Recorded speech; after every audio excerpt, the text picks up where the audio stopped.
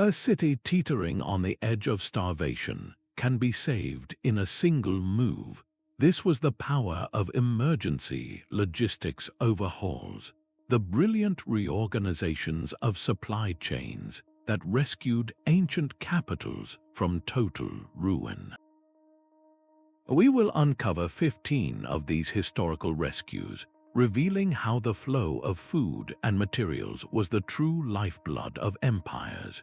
You will learn the precise strategies that allowed cities to withstand sieges, outlast droughts, and survive rebellions, giving you a new understanding of what truly holds a civilization together. How did Rome keep its million citizens fed when grain ships stopped coming?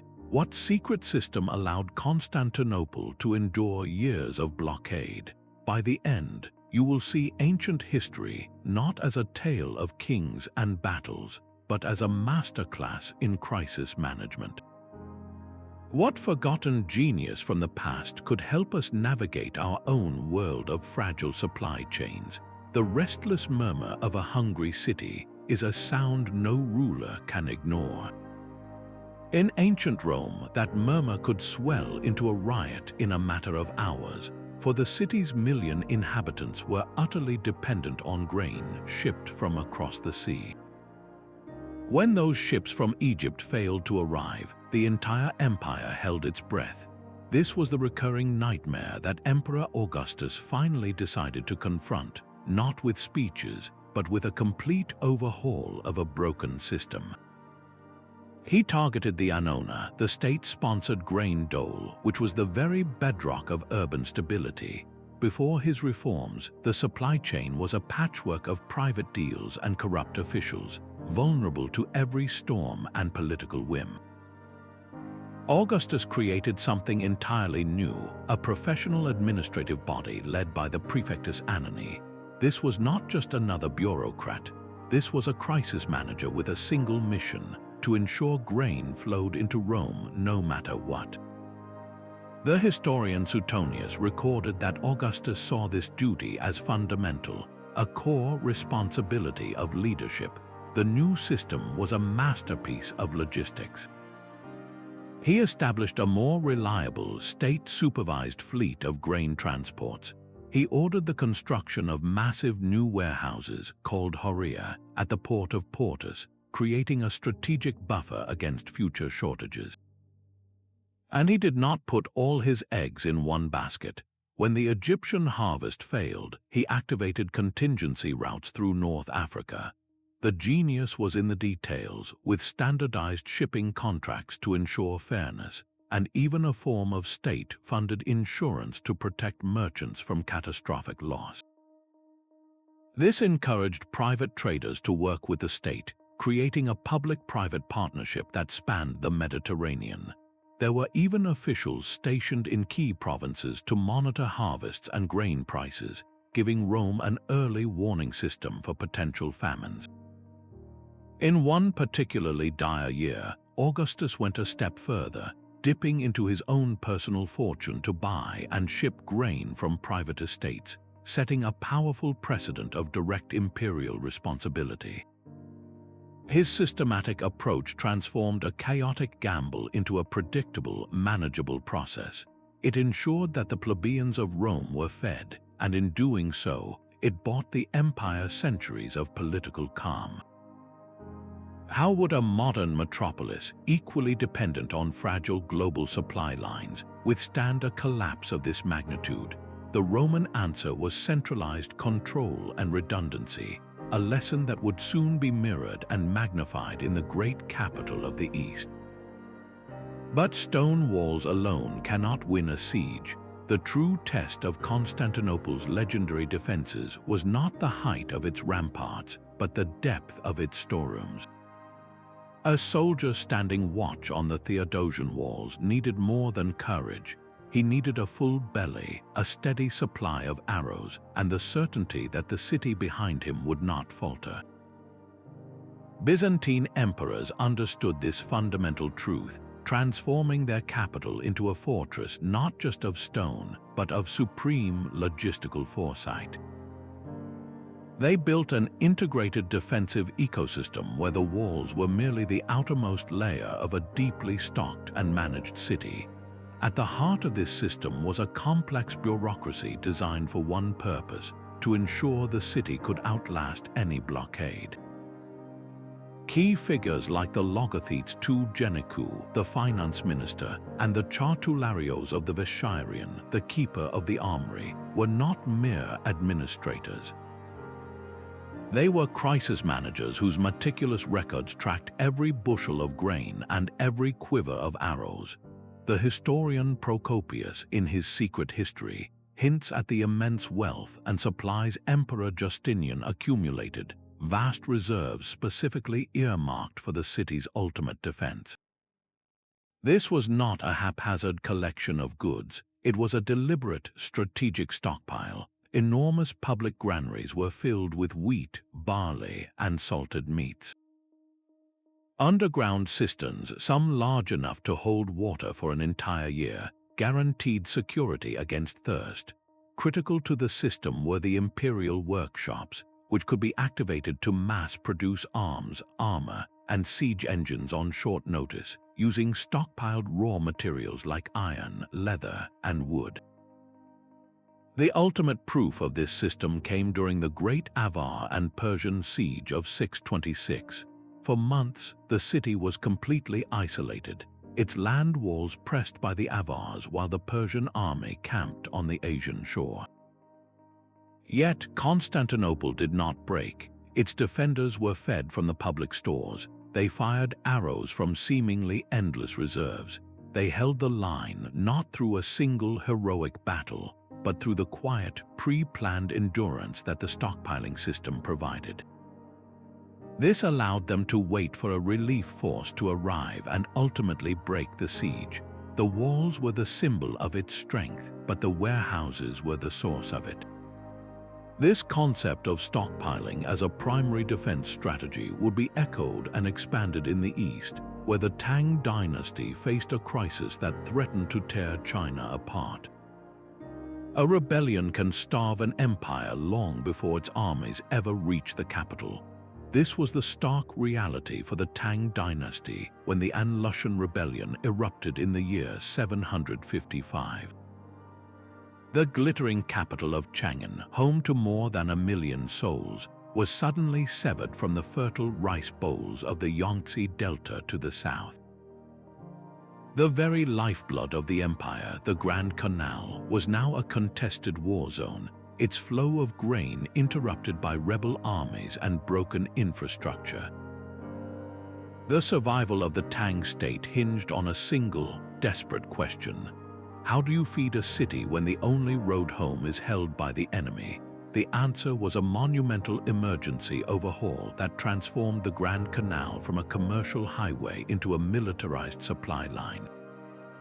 The Tang court issued urgent decrees, mobilizing every resource to secure the canal's northern sections.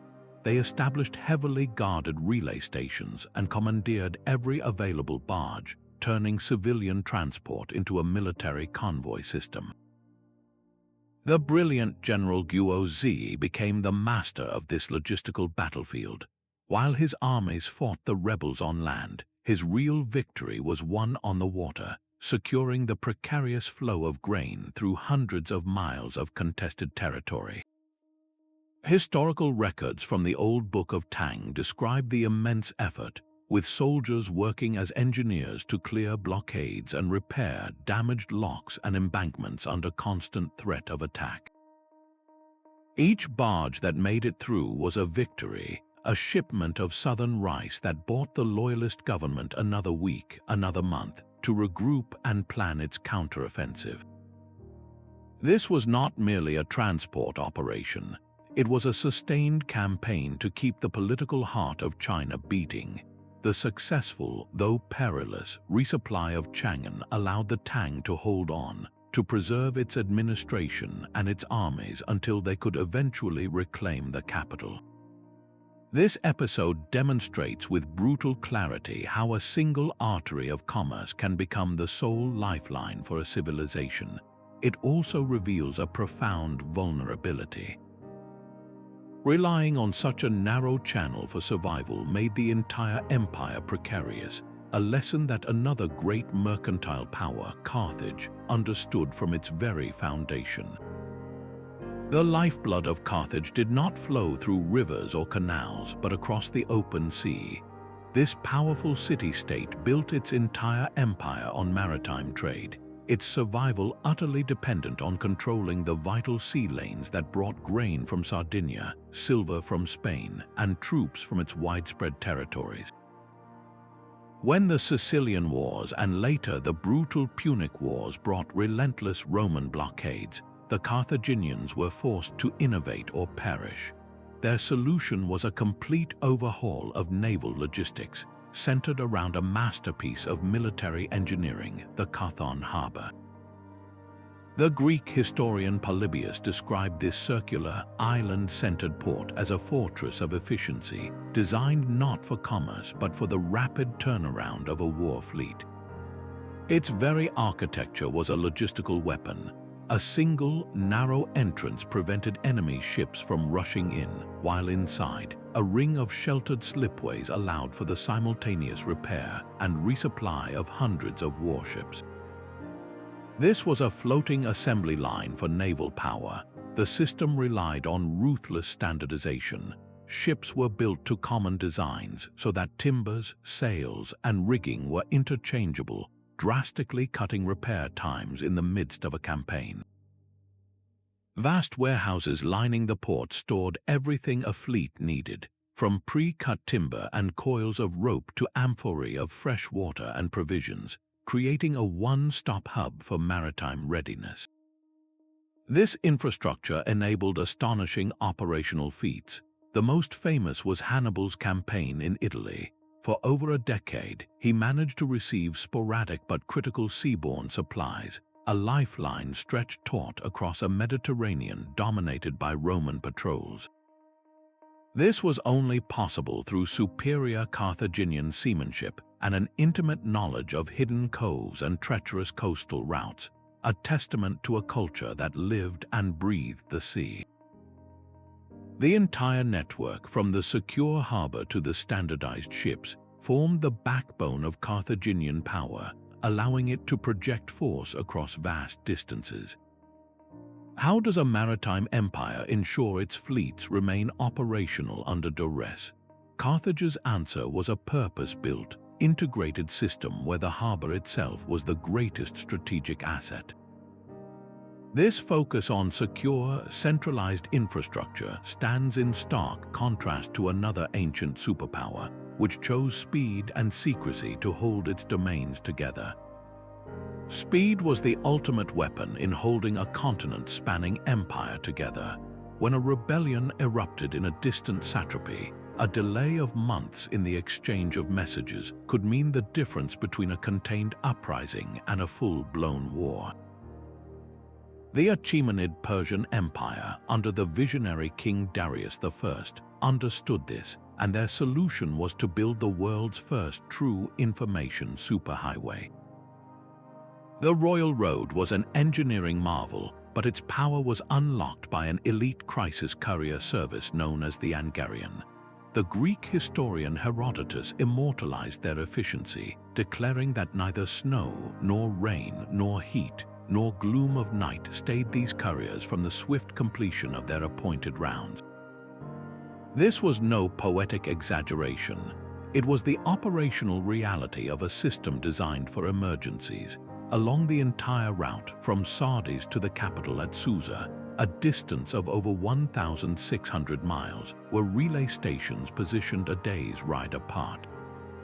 Each station was stocked with fresh horses and staffed by dedicated riders, ready at a moment's notice. A message could travel the entire length of the empire in just 7 days, a speed that was nothing short of revolutionary. This network transformed the way the empire managed crises. During the Ionian Revolt, it was this system that allowed Darius to coordinate his military response with terrifying efficiency, moving troops and issuing commands before the rebellion could solidify its gains. But its use went far beyond warfare. When a province reported a failed harvest, the same couriers carried orders to redirect grain from surplus regions, turning a potential famine into a manageable shortage. Imperial inspectors used the road to send back intelligence, giving the central government an almost real-time picture of the empire's health. The royal road was far more than a path for trade. It was the empire's central nervous system, allowing a single mind in Susa to react to a crisis on the Nile with the speed of a local official. This timeless advantage of rapid communication was not lost on other great civilizations, even those facing vastly different geographical challenges, like the Maya, who built their own version of an information network through the dense, unforgiving jungles of Mesoamerica. A city can choke on dust as easily as on steel.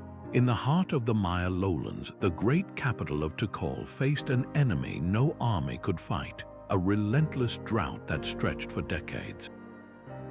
Its survival came down to a single precious resource, water, and a complete logistical overhaul to control every drop. The city's rulers, the Ajawab, transformed Tikal from a ceremonial center into a fortress of hydrology. They launched massive public works, expanding a network of immense reservoirs that were engineering marvels in their own right. Workers plastered the reservoir beds with lime clay to create a waterproof seal, preventing the precious water from seeping back into the thirsty earth. Then they turned the entire cityscape into a catchment system. The vast stone-paved plazas and the steep sides of the towering pyramids themselves were designed to funnel rainwater through a web of stone channels and canals, all directing the flow into the waiting reservoirs. This was not left to chance. It was a calculated, city-wide effort to harvest the sky, but storing the water was only half the battle. Distributing it across the sprawling city required its own innovation. The raised, paved causeways known as sakbiab, the white roads that connected temples and districts, became the vital supply routes for water porters. Teams of carriers could move large ceramic jugs of water efficiently along these smooth, straight paths, ensuring that even neighborhoods far from a central reservoir received their share. Sediment cores taken from reservoirs like the one at the base of Templo Roman 4 tell a clear story. They reveal layers of silt that were deliberately cleared, evidence of a constant, managed battle against sedimentation to maintain capacity during the worst dry periods. This centralized control of water allowed Tikal to sustain a population in the tens of thousands while settlements all around them were abandoned. The city became a lifeboat in a sea of desertification. Its political and religious power solidified not by conquest, but by its genius for distribution. This mastery over a fundamental resource, turning scarcity into dominance, finds a powerful parallel in another mountain empire that mastered the logistics of food. Building an empire across the jagged spine of the Andes required more than just roads. It demanded a system to defy gravity itself, to make food and supplies appear as if by magic on a remote mountain pass for a marching army or a crew of temple builders. The Incas solved this impossible equation with the Quilca system, a breathtaking network of thousands of state storehouses that transformed their empire, Tawantinsuyu, into the most resilient economy of the ancient Americas. These were not simple sheds, they were sophisticated stone structures, often built on high, windy slopes to use the cold, thin air as a natural refrigerator. The Spanish chronicler Pedro Cieza de Leon wrote of seeing these facilities, astonished by the sheer abundance of food, textiles, and weapons held within, a testament to an organizational genius that rivaled Rome or Constantinople. The entire system was managed by a dedicated class of administrators who used the quipu, a complex device of knotted strings, as their ledger. Each knot and cord color represented a different commodity or number, allowing them to track the empire's vast wealth without a single written word. The logistics began with the collection of tribute from conquered peoples, paid not in coin, but in the very stuff of life: potatoes, corn, wool, and labor. This bounty was then processed into long-lasting staples. Potatoes were freeze-dried into chunyo, and meat was transformed into charqui, the original jerky, creating non-perishable supplies that could be stored for years. This was the empire's strategic reserve, a buffer against crop failure in one valley by drawing on the surplus of another, but its true power was revealed in motion. When an Inca army marched, it did not need to burden itself with a long supply train. Soldiers simply replenished their provisions from the kulkas spaced along the royal road, allowing for incredible speed and range. During the brutal civil war between the brothers Huascar and Atahualpa, control of these storehouse complexes became a primary military objective. The army that held the key kulkas held the means to fight, often deciding the outcome of campaigns before a major battle was even joined. This system of guaranteed provision also fueled the massive state projects that still leave us in awe today, from Machu Picchu to the terraced agriculture that sculpted entire mountainsides. Workers were fed and clothed from the state storehouses, binding the empire together not just by command, but through a powerful promise of economic security. How do you build an empire in the clouds? The Inca answer was a safety net of stone and supplies, a concept of stockpiling that would be tested to its limits in a very different environment, the relentless desert. The desert does not forgive a single wasted drop. For the Nabateans of Petra, every sudden, violent downpour was a resource to be captured, not a disaster to be endured. Their entire civilization was built on a logistical miracle: the transformation of a water-scarce canyon into a guaranteed resupply point for the wealthiest trade caravans on Earth. When droughts threatened to choke the lucrative incense route, they responded not with prayer, but with a complete overhaul of the landscape itself. They became hydrological engineers on a grand scale, carving a hidden web of water channels directly into the rose-red cliffs. This network was a masterpiece of foresight, designed to capture the destructive energy of flash floods and channel it into a life-giving system. Small dams diverted water into stone-carved conduits that snaked along the canyon walls, guiding it toward massive underground cisterns and public fountains. The Greek geographer Strabo marveled at this man-made oasis, a city that, against all logic, always seemed to have abundant water. The true genius of this system was its integration with trade logistics. Caravans arriving after months in the desert did not find a simple well. They found a fully serviced station with guaranteed water and fodder for thousands of camels. This reliability made Petra an indispensable, non-negotiable stop, the only place for hundreds of miles where a merchant could be certain his assets, both animal and human, would be replenished. In times of conflict or extreme aridity, this control over water became a powerful strategic weapon. Petra could tighten the flow, forcing rivals to capitulate or see their own trade networks wither. The city's wealth and very existence were not gifts of nature, but the direct result of a planned, engineered environment that turned a fundamental scarcity into absolute commercial power. This mastery of securing a vital resource in a hostile environment was a challenge the Egyptians would later face on a scale that defied imagination. The capricious Nile could either nourish a kingdom or shatter it. In ancient Memphis, the capital of Old Kingdom Egypt, the annual flood was not just a natural event, it was a national security crisis in the making. A flood too low meant drought and famine. A flood too high meant destruction and ruin. To manage this existential threat, the pharaohs developed one of history's first centralized food security programs, a logistical system designed to turn the river's unpredictability into a managed resource. At the heart of this operation were the scribes of the granaries, officials who used sophisticated devices called nilometers to measure the river's rise with meticulous precision. These stone staircases or wells marked with cubit measurements gave the state the data it needed to predict the coming harvest. A reading between 12 and 16 cubits was ideal, promising abundance. Anything outside that range triggered a pre-planned emergency response.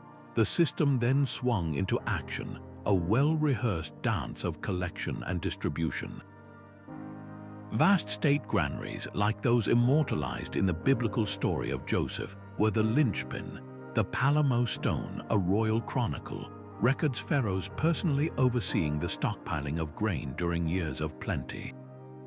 This was not passive storage, it was an active logistical operation. Scribes calculated expected yields, requisitioned surplus through the tax system, and organized a fleet of barges to transport the grain along the Nile to central redistribution hubs. During a crisis, this centralized reserve became the state's primary tool for maintaining order. The government could release grain to prevent starvation, flood the market to stabilize prices, and ensure the thousands of laborers building the pyramids remained fed and productive.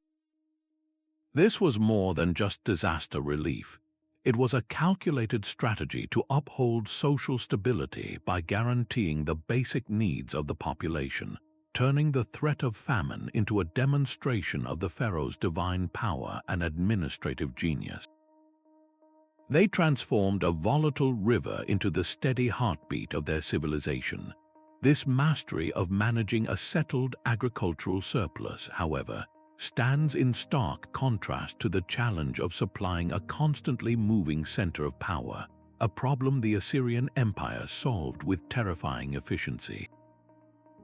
An empire built on terror required a supply chain of pure iron. The Assyrian army did not just march to war, it moved like a mobile city, consuming everything in its path and demanding a relentless flow of spears, shields, and siege towers to fuel its expansion. Kings like Tiglath-Pileser III understood that battles were won not just by brave soldiers, but by the workshops and warehouses far behind the lines. He initiated a complete logistical overhaul, creating what can only be called the world's first military-industrial complex. The state became the sole engine of war production. In the great capitals of Nineveh and Kalhu, royal armories hummed with activity.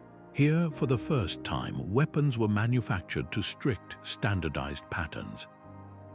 An Assyrian soldier could pick up a new iron sword or a quiver of arrows from any depot across the empire and know it would fit and function perfectly. This was mass production on an imperial scale, but creating the weapons was only the first step. Delivering them to the front required its own revolution in infrastructure. Imperial inscriptions proudly detail the construction of wide, stone-paved roads and sturdy bridges, all designed to move chariots and supply carts with maximum speed.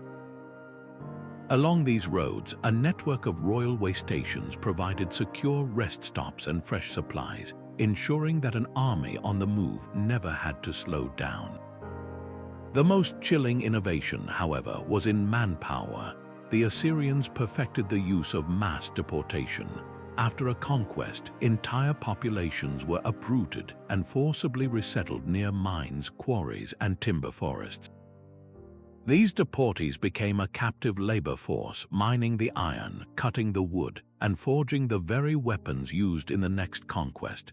This brutal cycle of resource extraction and production was the hidden engine of Assyrian power. The famous reliefs from the Siege of Lachish show this system in terrifying action.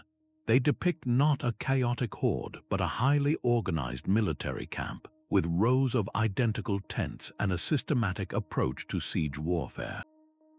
The massive earthen ramps built to overwhelm the city's walls were not improvised. They were engineering projects implying the pre-planned delivery of tools, timber, and thousands of man-hours of labor, all supplied from the rear. This logistical endurance allowed the Assyrians to fight multiple campaigns per year, overwhelming their enemies through sheer, sustained pressure. Their opponents often simply collapsed under the weight of an adversary that never seemed to run out of supplies or momentum.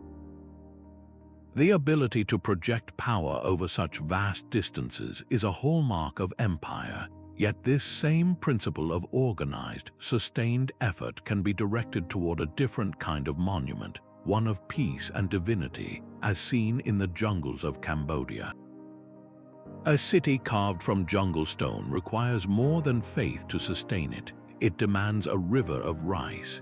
In the Khmer capital of Inca, the true marvel was not the temple of Angkor Wat itself, but the vast, engineered landscape that made its construction possible. As the population swelled and the climate grew unpredictable, the kings of the classic era launched one of history's most ambitious public works projects, a complete overhaul of the region's hydrology centered on the construction of colossal reservoirs known as barrays. The West Barray alone is an artificial lake stretching 5 miles long and over a mile wide, a body of water so immense it is visible from space. Building this required a staggering mobilization of labor, with thousands of workers moving millions of cubic meters of earth to construct the towering earthen dikes that contained the water. This was not a simple pond. It was the heart of a metropolitan-wide life support system. A complex network of canals diverted water from the Siem Reap River into the Barray, which then acted as a massive battery, storing the monsoon rains and releasing them through a controlled network of channels to the surrounding rice paddies throughout the dry season. Inscriptions from the Esdok Tom temple detail the sophisticated bureaucracy that managed this system, with officials assigned to oversee specific canals and sluice gates, allocating water to different districts based on a precise schedule. This logistical triumph transformed agriculture. Farmers could now harvest 2, even 3 crops of rice per year, producing a massive surplus that fed the artisans, priests, and laborers who built the iconic stone temples. The system provided a powerful buffer against drought, allowing Angkor to endure dry periods that would have shattered lesser cities. The barrays were more than just water tanks. They were symbols of the king's power to tame nature and guarantee prosperity, turning the unpredictable rhythms of the monsoon into a perennial, manageable resource. This mastery over water and food secured the city's physical survival, but securing the intellectual future of an empire required a different kind of network altogether, one built on the flow of ideas rather than water. A capital can be measured not just by its army, but by the ideas it collects. In the heart of the Abbasid Empire, Baghdad's power was amplified by a deliberate, state-sponsored project to gather the world's knowledge. The caliphs, especially Al-Mamun, understood that intellectual capital was as vital as gold. They created the Beit al-Hikmah, the House of Wisdom, which functioned far more like a modern research and development hub than a simple library. This was a logistical marvel of the mind, an organized effort to fuel an entire golden age. The operation began with search and acquisition, with sponsored missions sent across the known world to track down precious manuscripts from the ruins of Greek academies, Persian observatories, and Indian universities. They were hunting for the works of Aristotle, Galen, and Ptolemy, bringing these fragile texts back to Baghdad. Once secured, the real work of translation began, managed with the efficiency of a factory floor. The state treasury funded a diverse team of scholars, including the legendary Hunayn ibn Ishaq, who was paid a salary equivalent to a government minister for his painstakingly accurate translations from Greek and Syriac. He did not work alone, but led a team that systematically compared different manuscript copies to produce a single, definitive Arabic version, a process of quality control that preserved the original knowledge with stunning fidelity. Then came the scriptoriums, buzzing workshops where armies of copyists mass-produced these newly translated books, ensuring that a single text could become hundreds, spreading through the empire's schools and libraries. This entire supply chain of ideas, from acquisition to translation to distribution, was a calculated investment by the state. It centralized global knowledge in one place and made it accessible, directly leading to breakthroughs that would later fuel the European Renaissance. Algebra, algorithms, advanced astronomical tables, and medical encyclopedias all flowed from this single, well-funded logistical operation. It proves that preserving knowledge is a form of emergency logistics, saving civilization not from starvation, but from intellectual collapse.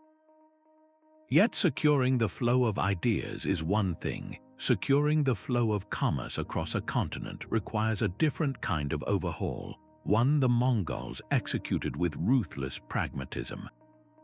A caravan setting out across the Silk Road before the Mongols was a gamble with death. The routes were fractured and perilous, choked by bandits and the shifting borders of petty kingdoms, making the long-distance flow of goods a fragile and expensive dream. Then came the storm from the steppe. The Mongol Empire under Genghis Khan and his successors did not just conquer, they connected.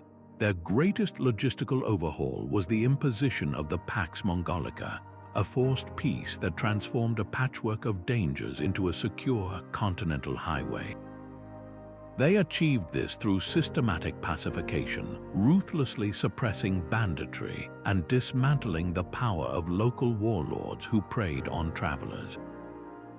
The backbone of this new security was the Yam, a state-run courier and relay network that Marco Polo would later describe with awe. This was not a single road, but an integrated system of way stations spaced a day's ride apart, each stocked with fresh horses, provisions, and a garrison of Mongol troops. An official carrying a paisa, a passport of authority, could commandeer these resources to cross thousands of miles with unprecedented speed, but the system's genius was its inclusivity. Wealthy merchants, upon paying a fee, were granted protection and access to these secure routes and way stations. Their caravans, laden with silk, spices, and porcelain, could now travel from the Mediterranean to the court of Kublai Khan in China with a level of safety previously unimaginable. This guaranteed security revitalized the economic hearts of ancient capitals from Samarkand to Baghdad, tying them into a global exchange of goods, technologies, and ideas.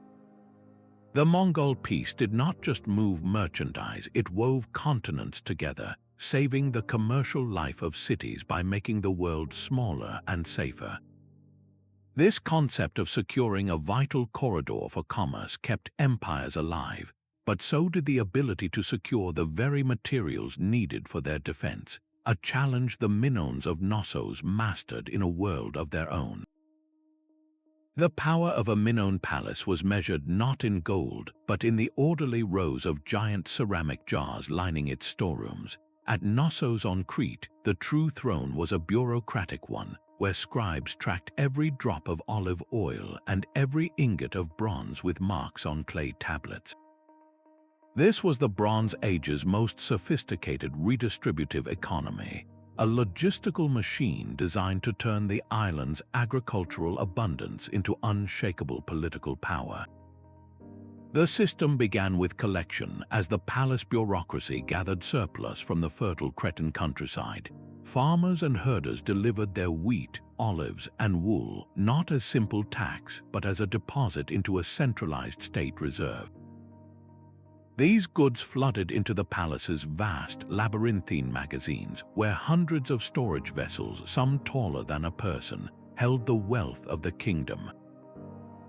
The Linear B tablets, the palace's own administrative records, reveal an almost obsessive level of detail. They note the exact amounts of oil, wine, and grain received, the artisans who were owed rations, and the shipments of goods destined for foreign ports.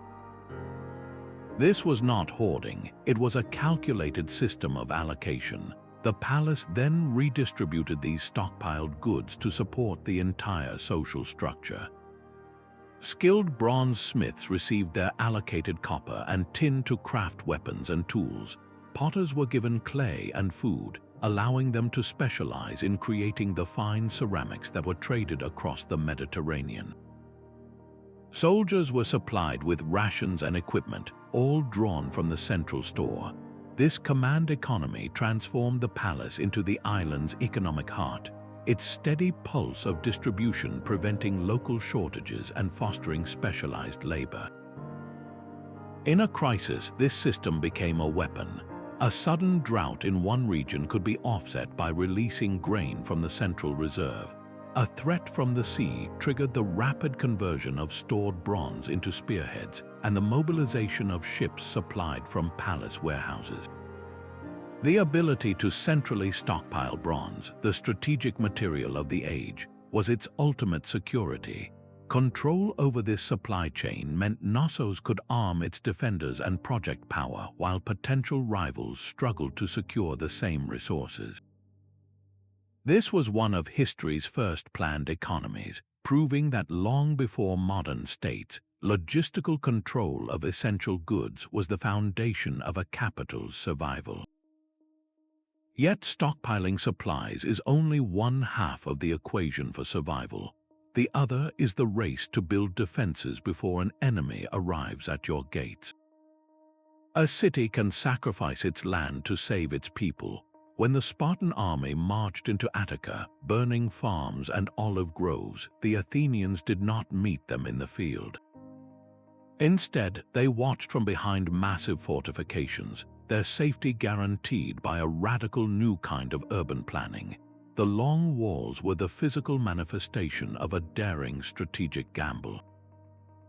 These two parallel ramparts, stretching over 4 miles to the ports of Piraeus and Phaleron, transformed Athens from a land power into a maritime fortress, an island connected to the sea by a pair of stone arteries. The real genius of Pericles' plan was not the walls themselves, but the logistical system they protected. The entire population, refugees from the countryside and all, now depended entirely on a single, vulnerable flow of goods from across the sea.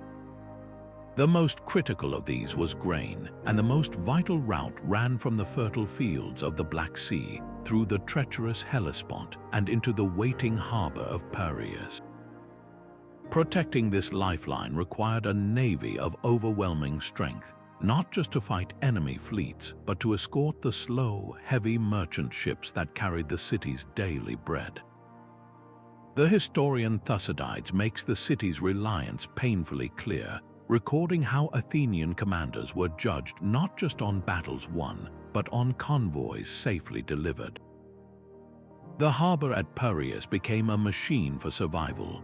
Its docks were organized for maximum efficiency, with warehouses stockpiling reserves and teams of stevedores working to unload ships under the constant threat of attack.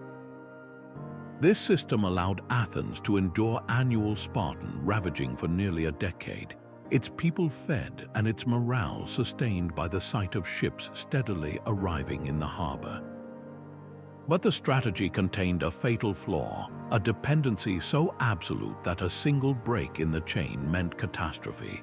This lesson was learned at immense cost during the Sicilian expedition, when a distant military disaster shattered Athenian naval power and with it the city's ability to feed itself. The ensuing blockade and starvation broke the Athenian spirit, forcing a final surrender. The long walls had worked perfectly for years, proving that a city could thrive by abandoning the land and mastering the sea. Yet their ultimate failure serves as a timeless warning about the fragility of any system built on a single, unbreakable line of supply. A single thread runs through every one of these ancient survival stories, a pattern of centralized control that seems essential for navigating catastrophe. Whether it was an emperor in Rome, a pharaoh in Memphis, or the scribes of Knossos, a powerful coordinating authority was the one force capable of marshalling the immense resources and labor needed to overhaul a failing system. This was not about tyranny for its own sake. but about the brutal efficiency required to reroute an entire river of grain or mobilize thousands of workers to build a reservoir. Without that central command, the response to a crisis would have fractured into 1,000 disconnected, futile efforts. The second universal principle was the absolute necessity of physical infrastructure. You cannot manage a crisis with decrees alone. Rome needed its port at Ostia and its warehouses. The Persians needed their royal road. The Incas needed their stone cas perched on mountain slopes.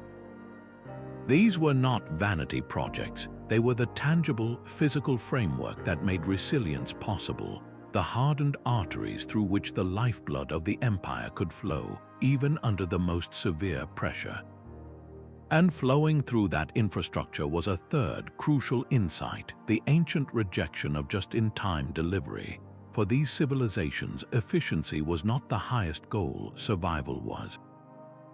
They understood that in a world of slow ships, slower messages, and utterly unpredictable disasters, relying on a thin, constant stream of supplies was a recipe for collapse.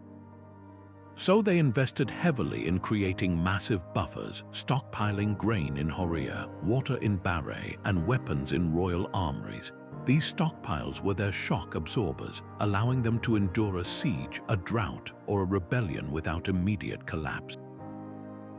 What is perhaps most fascinating, however, is that while the principles were universal, the solutions were profoundly local. The Maya built channels to capture jungle rainwater. The Mongols built a network of way stations to secure the open steppe. The Nabateans carved cisterns from desert cliffs. Each civilization looked at the specific threats and resources of its own environment and engineered a brilliantly specific answer. There was no one-size-fits-all manual for crisis management, only a relentless creative pragmatism. Seeing these patterns does more than just help us understand the past. It holds up a mirror to our own modern world, with its own fragile, hyper-efficient supply chains that have very little buffer for shock. We have optimized for cost and speed, but have we forgotten the ancient lesson of the granary? The wisdom of these forgotten overhauls suggests that true security might not lie in a faster delivery time, but in a deeper, more deliberate stockpile. From the grain fleets of Rome to the courier stations of Persia, these 15 emergency overhauls reveal a profound truth. The mightiest walls and the bravest armies were ultimately dependent on the uninterrupted flow of supplies. These ancient capitals were saved not by magic but by management. Their survival was a direct result of foresight and organizational genius, a testament to leaders who understood that true power lay in the meticulous control of resources. The lessons etched into these historical rescues are timeless. They teach us to invest in resilient infrastructure, the physical backbone that can withstand a crisis. They urge us to maintain strategic reserves, those crucial buffers that absorb the shock of a broken supply line. And they insist on the establishment of clear lines of communication and control, because a coordinated response is the only response that works when time is short. As we navigate our own modern challenges, from global pandemics to climate-related disruptions in our intricate supply chains, the ghost of these ancient logisticians whispers a warning.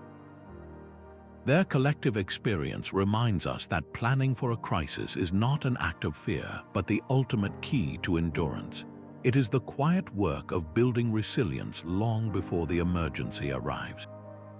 Which of these historical strategies did you find most impressive?